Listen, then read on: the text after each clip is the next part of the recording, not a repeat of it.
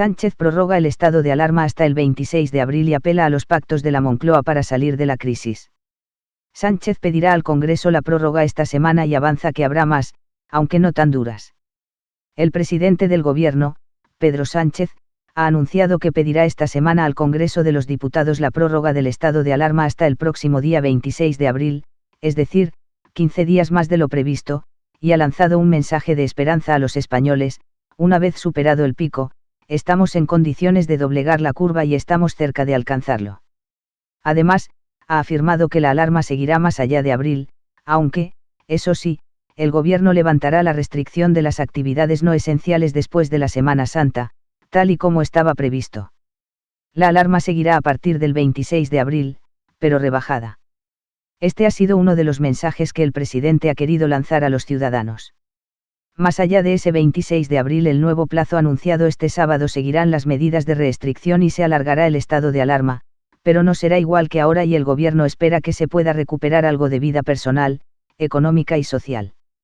El Gobierno no prorrogará la paralización de las actividades no esenciales más allá del periodo para el que se decretó, que concluye el próximo 9 de abril, con lo que estas actividades podrán retomarse tras los días festivos de la Semana Santa, según ha dicho el presidente en su comparecencia. El jefe del Ejecutivo ha avanzado, además, que un equipo de epidemiólogos y científicos trabaja en el plan para la desescalada, cuando baje la curva de contagios, pero ha advertido de que en esa nueva etapa no cabrá la relajación y no será más suave. Creo que esa unidad a la que estoy apelando y la que estamos ejerciendo todas las instituciones y todos los gobiernos, del más pequeño al más grande, del municipio más pequeño a la ciudad más grande, se tiene también que trasladar a la opinión pública en una certeza, y es que todos los partidos políticos, con independencia de su ideología, vamos a trabajar en unos pactos de la Moncloa, en unos nuevos pactos de la Moncloa, para relanzar y reconstruir nuestra economía y también el tejido social, que lógicamente se va a ver resentido durante estas semanas tan duras que estamos atravesando como consecuencia del confinamiento y su impacto económico y social. Vamos a hablar con todos los agentes sociales, vamos a hablar también con todas las fuerzas políticas para avanzar, para hacer que nuestro país no quede bloqueado, sino que avance y mire hacia el futuro. Y en esa reconstrucción creo que hay muchas cosas que podemos empezar a aprender también de lo que estamos sufriendo. Estamos viendo, por ejemplo, lo importante de lo común, de lo público, de lo que en muchas ocasiones a lo mejor no hemos sido capaces de entender en toda su magnitud y apreciar en toda su magnitud. Afortunadamente vivimos en Europa, afortunadamente vivimos en España, en una democracia consolidada, con un estado del bienestar fuerte, pero un estado del bienestar que también hemos visto tenía debilidades, tenía fragilidades, que tienen que ser reforzadas. Lo común, lo que nos representa y materializa lo que nosotros representamos como nación, como comunidad, mejor dicho, que es nuestro estado del bienestar, tiene que reforzarse en sus pilares esenciales. Sin duda alguna, una de las lecciones que también tenemos que sacar de todo esta desgracia, esta pandemia que estamos sufriendo en primera persona y como sociedad, es la importancia de la digitalización. La importancia de la digitalización para, en momentos difíciles como los que estamos atravesando, ser conscientes de que se puede teletrabajar, garantizar la educación de nuestros niños y nuestras niñas, garantizar también el normal funcionamiento del abastecimiento de productos esenciales para situaciones críticas. Sin duda alguna también es importante ser conscientes de que tendremos que hacer frente a futuras pandemias, a lo mejor no de esta manera, con esta envergadura, pero vamos a tener pandemias de mayor o menor envergadura durante los próximos años, ojalá dentro de muchos años.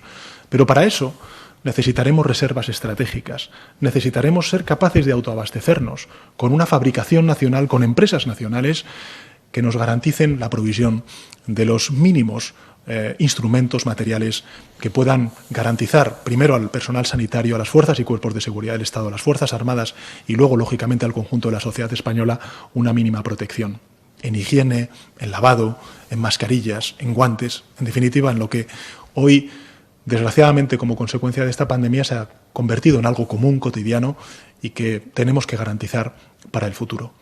También, además de todo lo que tiene que ver con la sanidad, la digitalización, la educación, el fortalecimiento del estado del bienestar, hay una cosa importante que me gustaría trasladar, sobre todo a mi generación, aquellos que tenemos, 40, 50 años, incluso a los que tienen 30 años.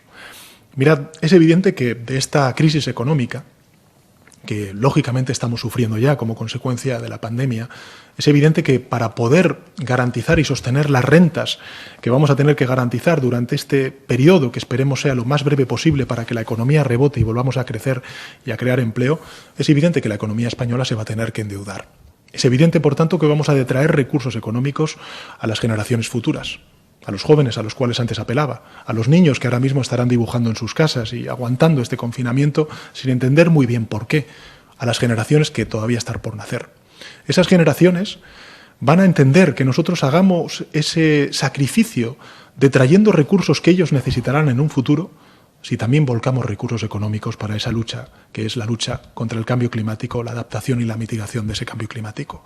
Es decir, que todas estas enseñanzas que nos está dejando esta pandemia de fortalecimiento de lo público, de nuestra comunidad, de la cohesión, que es un principal valor, sin duda alguna nada peleado ni antagónico al individuo, a la libertad individual, sino la cohesión como un complemento necesario de esa necesaria libertad, pues tendremos que hacerlo sumado a otros muchos retos en el ámbito de la digitalización, la educación y el cambio climático, que serán los legados que podamos dejar a esas generaciones que hoy son conscientes, mejor dicho, mañana serán conscientes de que les detrajimos recursos precisamente para hacer frente a esta pandemia.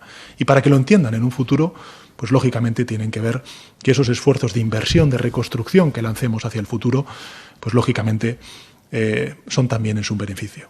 También tenemos que hacer una lectura en el ámbito del mercado de trabajo, donde experiencias que estamos poniendo en marcha, como son, por ejemplo, los ERTEs, donde es un camino que frena el despido masivo de destrucción de empleo, aunque haya sido muy grave, como lo hemos visto durante este último mes, pues es también un camino que tenemos que aprender a recorrer entre todos, trabajadores y empresarios y trabajadores. Y por qué no decirlo también, como he dicho antes, en el discurso, Europa.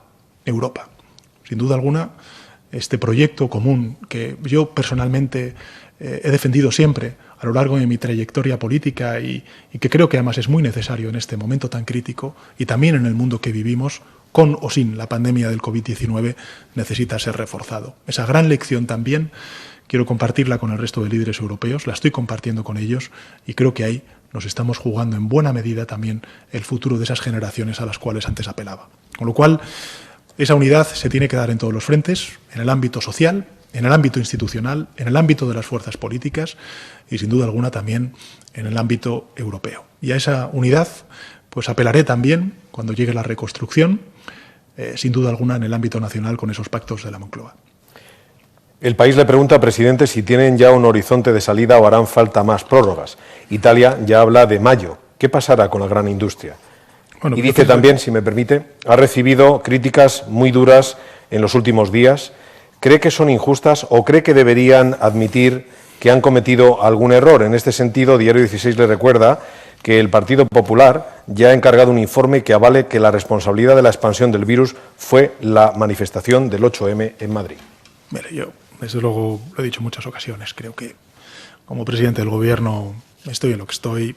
Para mí no hay adversario que tenga unas siglas políticas o que se llame Pepito, fulanito, no. Para mí el adversario, el enemigo es el COVID-19 y ya habrá tiempo de hacer oposición, habrá tiempo de hacer ese debate necesario. Yo, desde luego, he propuesto al Congreso de los Diputados una comisión de evaluación porque creo que hay muchas lecciones que tenemos que extraer de esta pandemia.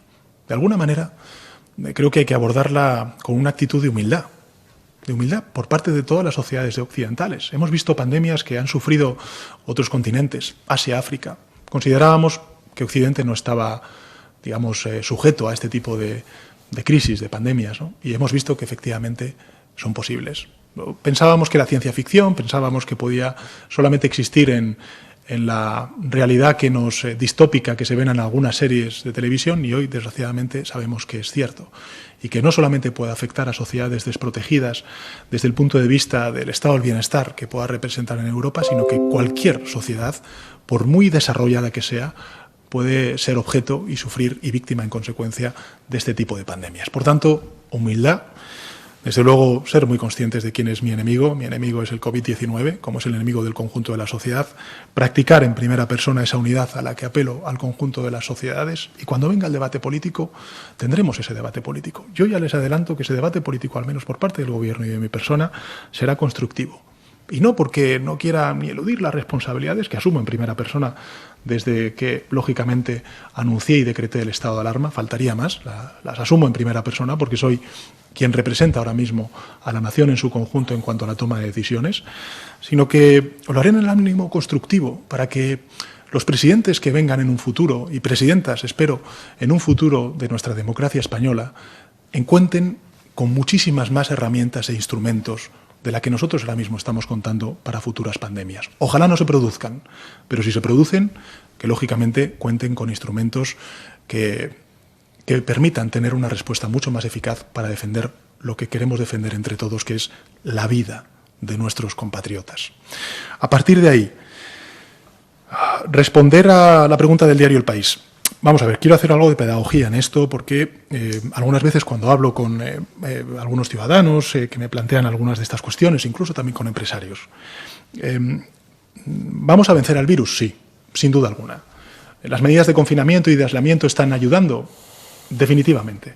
Así lo están atestiguando los porcentajes de contagio cada vez menores, los porcentajes y las tasas de incremento de número de hospitalizados, de número también de ingresados en UCIs. Bueno, lo estamos viendo también, afortunadamente, con el número de curados, que ya representa casi un 30% del número de contagiados. Desgraciadamente, todo eso lo distorsiona por la dureza del dato, el número de fallecidos, a los cuales siempre rendiré tributo como presidente del Gobierno. Apelaré siempre, por supuesto, también al número de vidas que estamos salvando con estas medidas tan duras que nos estamos autoimponiendo como sociedad. Pero lo que quiero decirles, o deciros, si me permitís que os tutee, a lo largo de las próximas semanas, es que la Constitución española, cuando en su artículo 116 establece el estado de alarma, y luego la Ley Orgánica del año 1981, es decir, hace muchísimo tiempo, que desarrolla, digamos, el estado de alarma, plantea el que el Gobierno de España solicite el estado de alarma cada 15 días. Bien, lógicamente, el estado de alarma y las medidas excepcionales que vamos a tener que tomar no van a durar otros 15 días, van a durar un tiempo más. Será el menor posible en función de, lógicamente, la eficacia de las medidas que vayamos desplegando y el grado de cumplimiento que tengamos todos los españoles a lo largo de las próximas semanas. Pero van a ser, lógicamente, más de 15 días. ¿Por qué entonces? La pregunta es muy razonable. ¿Por qué entonces no solicito un estado de alarma de un mes o de 2 meses en lugar de 15 días? Bueno, pues porque, en primer lugar, soy muy consciente de que estoy creando un precedente, y que, por tanto, los precedentes para las personas que en un futuro ostenten el honor y la responsabilidad de estar al frente de la nación y puedan verse eventualmente sometidas a las decisiones que yo me tengo que ver sometidos ahora como presidente del Gobierno, sean conscientes, en primer lugar, de que es muy importante rendir cuentas ante el Congreso de los Diputados, que es muy importante que el Congreso de los Diputados y, por tanto, los representantes legítimos de la soberanía nacional se posicionen respecto a la prórroga del estado de alarma y, por tanto, con esto también estoy ciñéndome a lo que dice la Constitución y la Ley Orgánica del año 81 y, por tanto, me someto a esa consideración y a esa votación quincenal por parte de las fuerzas políticas. Esto significará que, insisto, dentro de 3 semanas, porque lo estamos anunciando una semana antes de que venza la segunda prórroga del estado de alarma, es decir, a finales de abril, ¿habrá acabado todo? No. Desgraciadamente, no. ¿Significará que tengamos el mismo estado de alarma? Tampoco. Porque afortunadamente podremos, en función del sacrificio que hoy nos estemos autoimponiendo como sociedad, como individuos, pues dentro de unas semanas, cuando ya hayamos doblegado la curva, pues veremos los resultados, no solamente en términos de cifras, sino también de recuperación de nuestra propia cotidianidad. Es decir, de empezar a recuperar algunos espacios de relación social que hemos perdido o que hemos renunciado a ellos para proteger nuestras vidas y las vidas de nuestros seres queridos. Por eso yo hablo más de transición. Cuando los expertos hablan de escalada, de desescalada, mejor dicho, entendedlo como una transición. No vamos a salir de nuestra casa, vamos a tener que recorrer un pasillo. Ese pasillo será más largo o más corto en función de la eficacia de las medidas que tomemos y, sin duda alguna, también del cumplimiento, del grado de cumplimiento que como sociedad, que por cierto está siendo ejemplar y altísimo, también hagamos respecto a las medidas que lógicamente tenemos que anunciar desde el Gobierno de España. Y por tanto, me someto a estos 15 días de nuevo de prórroga del estado de alarma, pero ya anuncio que vendrán más días de estado de alarma. Pero insisto, no los mismos, será distinto. Empezaremos a recorrer ese pasillo, empezaremos a hacer esa transición y empezaremos también a recuperar algo de nuestra vida, no solamente personal, sino también económica y social. Eso es lo que quiere hacer el Gobierno de España, eso es lo que tiene en mente, eso es lo que estamos ya planificando. Como ya os he dicho antes, hace más de una semana, 10 días, venimos trabajando desde el punto de vista técnico, la gente que sabe, la ciencia, los expertos, sobre cuáles son las estrategias de desescalada. Tenéis que tener en cuenta también una cosa, somos de los países más avanzados en cuanto, desgraciadamente, a la pandemia, y por tanto somos de los primeros países que tenemos que abordar esta estrategia de salida, de transición, mejor dicho, y por tanto lo que quiero trasladaros es que lo vamos a hacer con una enorme empatía social, porque somos muy conscientes de lo que representa esto en términos sociales para todos y cada uno de los que estéis viendo esta comparecencia en vuestros hogares, pero junto con esa empatía social lo haremos con la mayor de las precauciones, porque no queremos dar ningún paso atrás, porque no nos podemos permitir el lujo de dar ningún paso atrás en el ámbito de la contención y de la derrota total al virus COVID-19. ABC le pregunta, presidente, el puente de mayo llega muy pocos días después de esa nueva prórroga. ¿Es previsible que se tomen medidas para evitar desplazamientos? Para el periodo de esa prórroga, insiste, ¿se contempla alguna relajación o, por el contrario, habrá que prolongar la medida del permiso retribuido? ¿Es algo similar a lo que plantea Televisión Española? ¿Se plantea alargar también ese permiso retribuido recuperable o estudian alguna alternativa? Vamos a ver. Yo quiero que entiendan los ciudadanos que, no lo digo para encontrar, digamos, su aplauso en esta cuestión, ¿no? Lo digo con todos los respetos, simplemente para que comprendan que, primero, estamos enfrentándonos a un virus en el que la comunidad científica está conociendo ahora cuál es su nivel de contagio, su afectación en determinadas personas con determinadas patologías, con una oscuridad terapéutica bastante importante también en cuanto a que no conocemos cuáles son los fármacos que pueden frenarlo, que pueden derrotarlo, en definitiva todo lo que sabemos. Por tanto, esa incertidumbre en la toma de decisiones también, o del conocimiento, mejor dicho, por parte de la ciencia se traslada, lógicamente, a la parte de la decisión pública y las decisiones políticas. Y con esto no estoy poniendo ningún paño, al contrario, lo he dicho antes, asumo todas las responsabilidades, porque además estoy convencido en lo que hago, y creo que esa determinación a la cual antes apelaba la ciudadanía me la aplico en primera persona. Hay que ser determinados, escuchar, y por tanto los dos elementos fundamentales para mí en la estrategia de transición, cuando ya estamos empezando a ver la luz, son en primer lugar de una extraordinaria precaución, en función, por tanto, de los criterios que nos marquen los científicos, la comunidad científica, los expertos, con todas las limitaciones que lógicamente ellos también tienen y que, imagino, veis pues cuando se dan los datos diarios, que ellos también hablan de esas precauciones, que lógicamente tenemos que respetar y comprender, porque estamos ante una enfermedad nueva. Y en segundo lugar, la empatía social. Nosotros no somos un gobierno, nadie en mi posición aspira a tener confinados pues a 47 millones de personas pues por el mero hecho de que no hay otra alternativa, ¿no? Yo creo que podemos ir conciliando ambas digamos, exigencias, siempre con el, digamos, saber de la ciencia, de los expertos, con esa empatía social necesaria, en realidades pues sí, con una casuística enorme en los hogares y, lógicamente, también con la necesidad de empezar a recuperar una cierta normalidad económica y laboral en nuestro país. Por tanto, creo que es muy precipitado responder a esta pregunta de manera mucho más explícita, porque, insisto, tenemos que ver la evolución de los datos, pero todo apunta a que efectivamente estamos empezando a ver la luz al final del túnel en cuanto al control y la derrota de la pandemia. En segundo lugar, ¿por qué he hecho toda esta reflexión?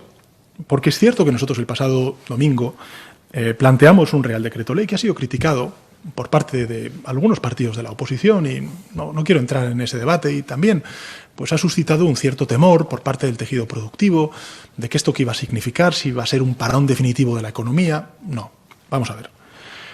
Nosotros ese fin de semana se nos planteó, y creo que además de una manera muy razonable, el que necesitábamos dar un paso más en la reducción de la movilidad.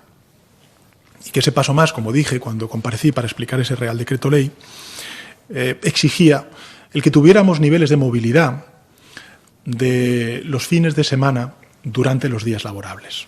Es verdad que durante los días laborables, prácticamente, y lo vemos en nuestros hogares cuando nos asomamos a nuestra realidad de nuestra calle, pues prácticamente no vemos ninguna actividad, no vemos ninguna movilidad.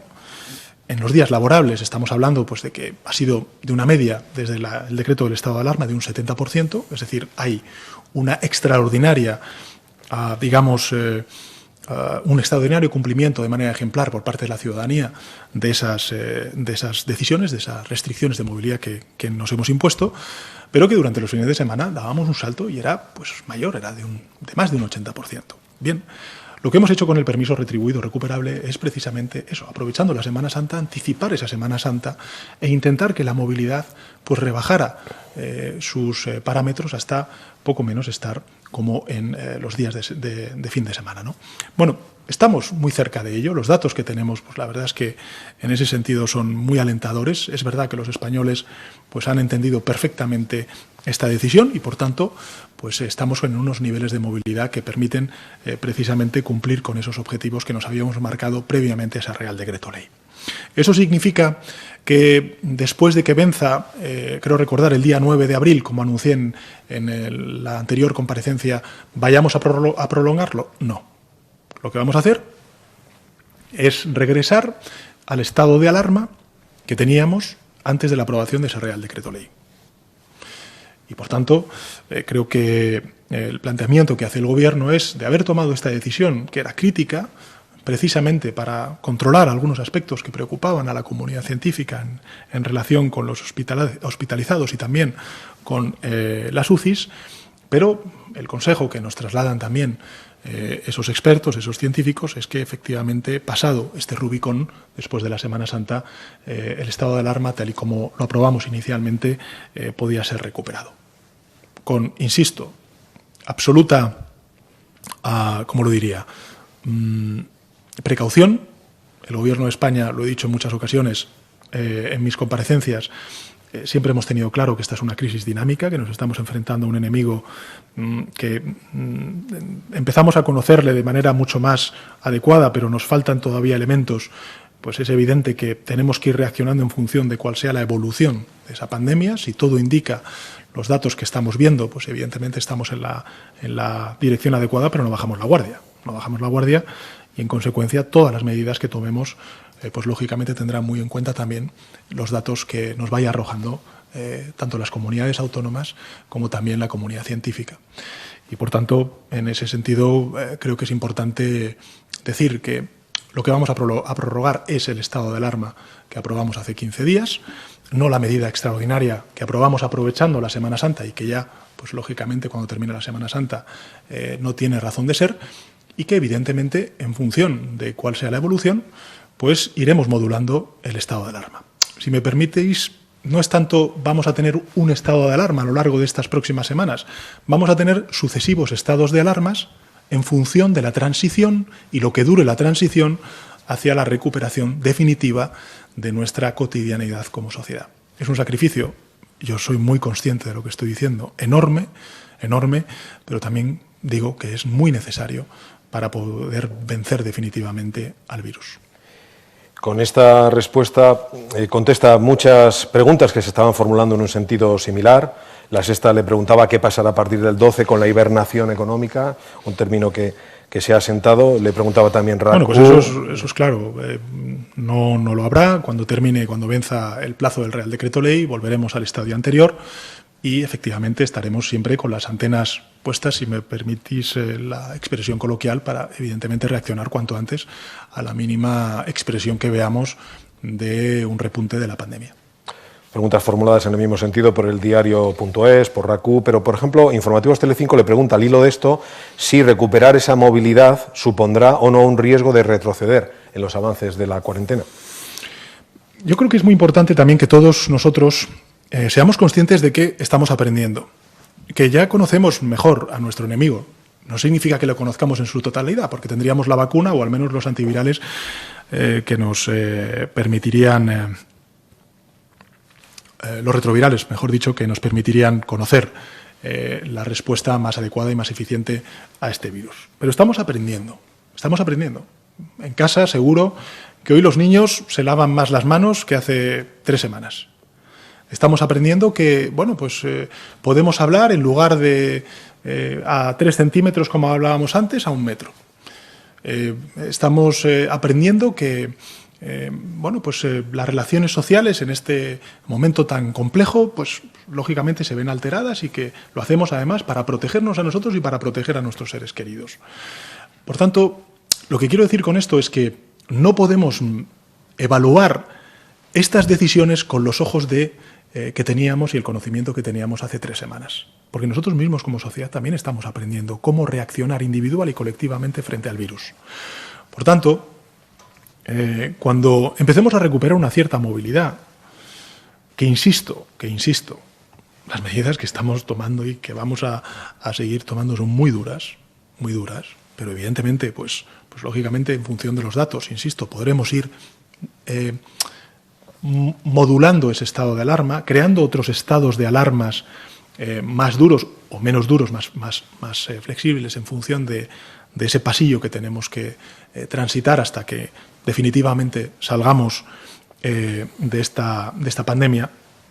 Pues evidentemente esto ocurre también con la movilidad, ¿no?, de trabajadores y trabajadoras, pues que lógicamente pues tanto ellos como las empresas pues tendrán que tomar pues las medidas de higiene, de protección necesarias para el normal desarrollo de su actividad productiva, pero también para garantizar la seguridad y la salud de sus trabajadores y trabajadoras. Por tanto, insisto, es muy importante también tener en cuenta ese componente dinámico. No somos los mismos ya que hace 3 semanas como sociedad.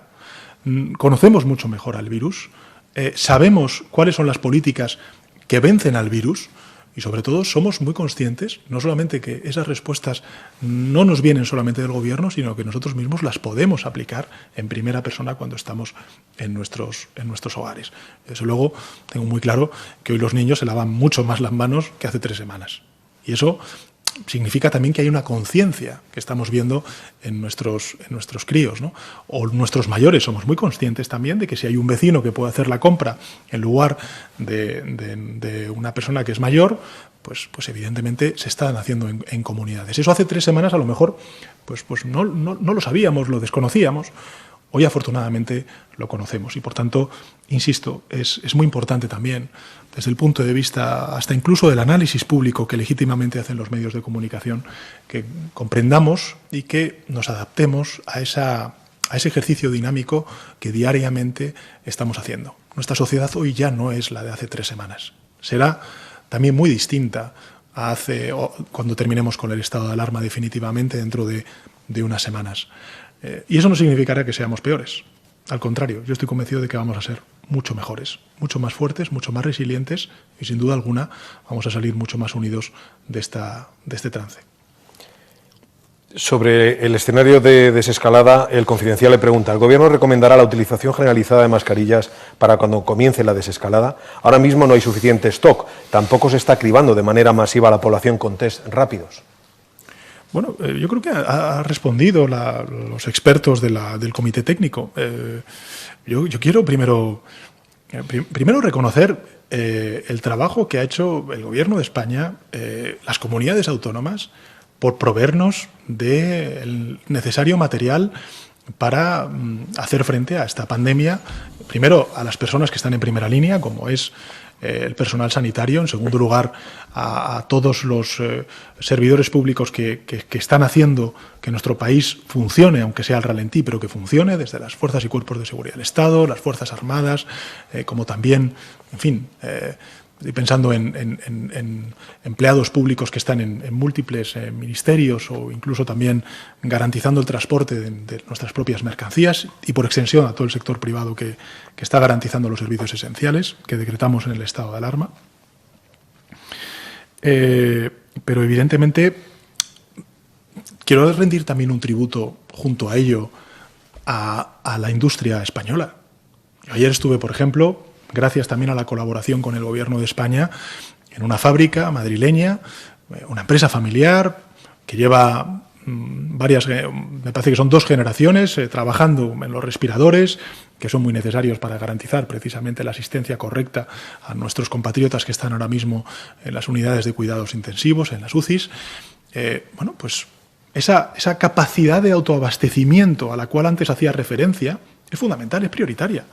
Y lo pongo como ejemplo de la importancia del compromiso que estamos viendo en otras muchas industrias. La farmacéutica, la textil, la de moda, hasta incluso cooperativas que estamos viendo en muchos medios de comunicación que salen, o empresas que salen pues fabricando ellos mismos mascarillas para poner a disposición de los enfermeros, de los sanitarios o incluso de la población en general.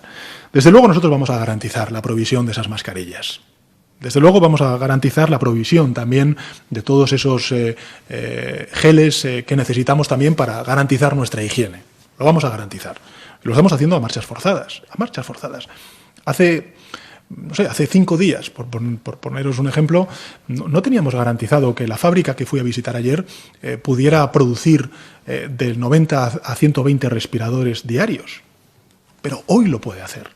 Eso demuestra mucho, primero, del compromiso de nuestro país, de sus empresarios, en segundo lugar, de los trabajadores y, en tercer lugar, también nuestra capacidad de adaptación y de flexibilidad a esta realidad. Me decía un empresario, ¿no?, que ayer visité, me decía, esta crisis también pone en cuestión la globalización, ¿no?, porque ahora estamos viendo que todos los mercados se están cerrando a la exportación de determinados medicamentos o determinados materiales que quieren tener garantizados en su sociedad. Bueno, pues no quiero hacer con esto un orgullo, o sea, un discurso nacionalista, pero creo que es importante también reivindicar la industria nacional y también, pues lógicamente, la exigencia de tener una reserva estratégica de productos que para esta pandemia y para otras que puedan venir, esperemos que dentro de muchísimos años, pues podamos responder con eficacia. A partir de ahí, vamos a garantizar, pues lógicamente, en la medida de nuestras posibilidades, ese material de protección para los trabajadores, para las trabajadoras, para el conjunto de la población en general. Y vamos a garantizar una cosa también muy importante, y es el precio de esos materiales.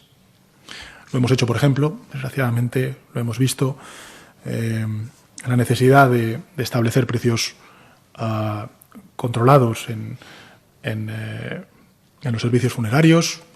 Hemos dictado hace unos días una orden en relación con este asunto y, lógicamente, también lo vamos a hacer para garantizar la provisión de este material para las personas con menos recursos. Creo que esto es una exigencia que nos hemos impuesto como Gobierno y, evidentemente, es un derecho que tienen los ciudadanos. Son las 4:02 de la tarde. Al borde de cumplir una hora de comparecencia, le formulamos una última pregunta del corresponsal de la radio pública alemana Deutschlandfunk. ¿Ve margen para un acuerdo a nivel europeo si la postura de Alemania, Holanda y otros países contra los euro o coronabonos se mantiene, o existe una fórmula de solidaridad europea fuera de estos bonos, por ejemplo con créditos MEDE con condiciones favorables? ¿Cree que se encuentra la Unión Europea en un punto de inflexión? Estamos en un punto de inflexión, es evidente. Lo que no sabemos es su dirección y eso va a depender mucho de la respuesta que demos. Si la Unión Europea existe, es precisamente para hacer frente desde el punto de vista común y conjunto a este tipo de crisis. Lo hicimos después de la Segunda Guerra Mundial, lo estamos haciendo ahora. Esta es, lo he dicho antes, la mayor crisis de nuestras vidas. Y, por tanto, nos estamos jugando la fortaleza o el debilitamiento de la Unión Europea. Nosotros vamos a ser siempre constructivos firmes, determinados en nuestras medidas, en nuestras propuestas, pero vamos a ser firmes y constructivos. Y ya adelanto, España no va a renunciar a los eurobonos, no va a renunciar a los eurobonos, porque esta deuda, esta crisis económica y su impacto en nuestras cuentas públicas tiene que ser comunitarizada, porque está afectando al conjunto de la Unión Europea. Por tanto, España no va a renunciar a los eurobonos.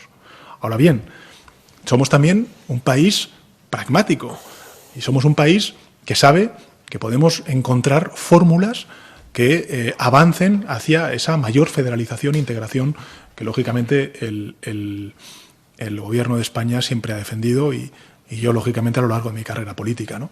Desde luego, el que podamos alumbrar un fondo de desempleo europeo complementario a la prestación por desempleo que nosotros tenemos en nuestros países y que hemos defendido desde un gobierno progresista como el español, pues sin duda alguna será un éxito.